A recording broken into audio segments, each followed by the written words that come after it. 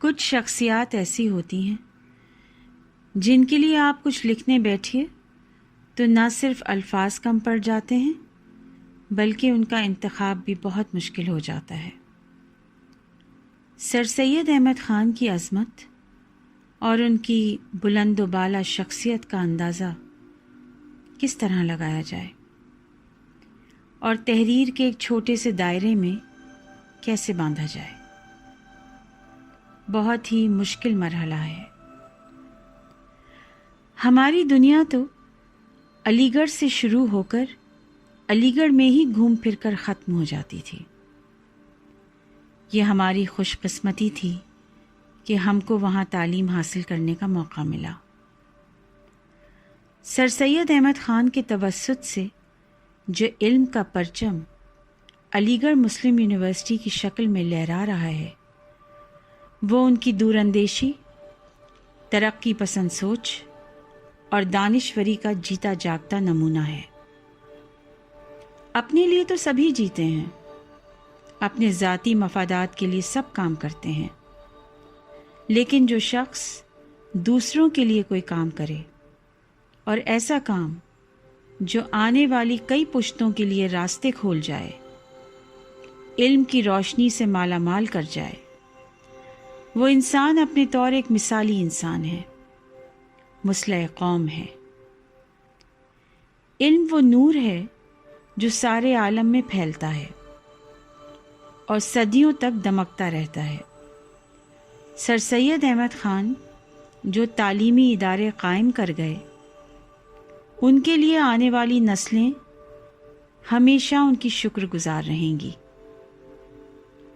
سر سید نے اس وقت ایک عالمی ادارے کی بنیاد رکھی جب لوگوں نے اس پر کوئی خاص توجہ نہیں دی تھی۔ انہیں اپنی قوم کی فکر تھی اور اس خیال سے کہ مسلمان کہیں تعلیم سے محروم نہ رہ جائیں اور سماجی درجات میں کہیں پچھڑے ہوئے نہ کہلائیں، انہوں نے علی گڑھ میں اینگلو اورینٹل کالج کی تعمیر کی اور ایک سائنٹیفک سوسائٹی بھی بنائی۔ اردو، انگریزی، سائنس، ان سب کی تعلیم کے وہ حامی تھے۔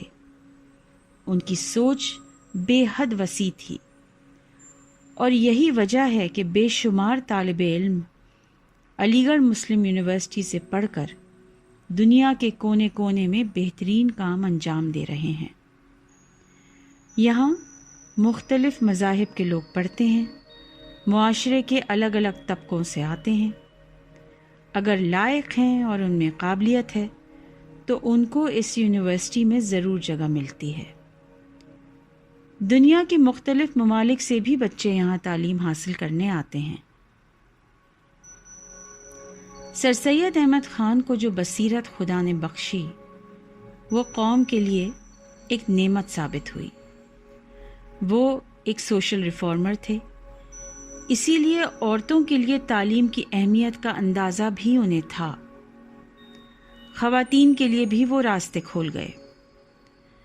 ویمنس کالج ہمارے لیے تعلیم و تربیت کا مرکز تھا، روایات سے پر ادب اور تہذیب کا ایک بہترین ادارہ۔ سر سید احمد خان اپنے وقت سے آگے چلنے والوں میں سے تھے۔ بہت لوگوں نے ان کے کام کو ناپسند کیا، راستے میں رکاوٹیں ڈالیں، لیکن انہوں نے ہمت نہیں ہاری۔ جس طرح انسانیت کو ہر دور میں ایک مسیحا کی ضرورت پڑتی ہے، اسی طرح ہر دور میں ایک سر سید کا ہونا بھی ضروری ہے، جو قوم کے مسئلوں پر غور و فکر کرے اور آنے والی نسلوں کے لیے ایک زندہ مثال چھوڑ جائے۔ علی گڑھ مسلم یونیورسٹی کے بانی سر سید احمد خان کو ہمارا خراج تحسین۔ تعلیم کے لیے جو وہ خدمات انجام دے گئے ہیں اس کا کوئی ثانی نہیں ہے۔ ہم ان کے بے حد مشکور و ممنون ہیں۔ وہ نہ ہوتے تو AMU کا بھی وجود نہ ہوتا۔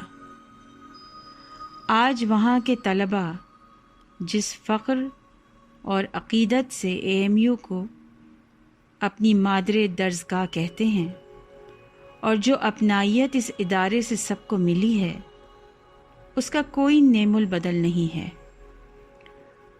ہم سر سید کے عہد میں نہ رہے ہوں، لیکن AMU کے ذریعے ان کا نام ہم سے منسلک ہے۔ یہ اپنے آپ میں ایک بہت بڑی بات ہے۔